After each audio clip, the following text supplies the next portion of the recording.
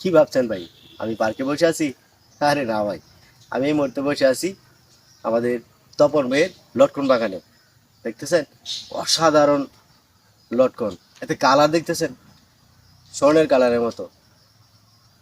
আর খেয়ে দেখি এটা মিষ্টি কিনা।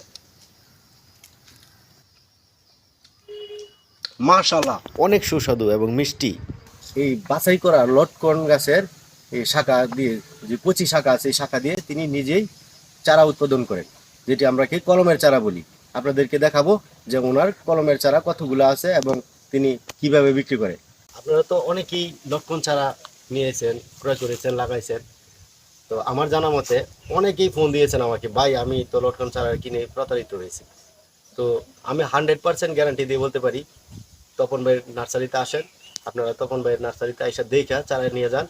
সঠিক চারা চেনার উপায়, আপনার কোনটা কলমের চারা এটা আপনাদেরকে হাতে ধরে এখন দেখিয়ে দিব।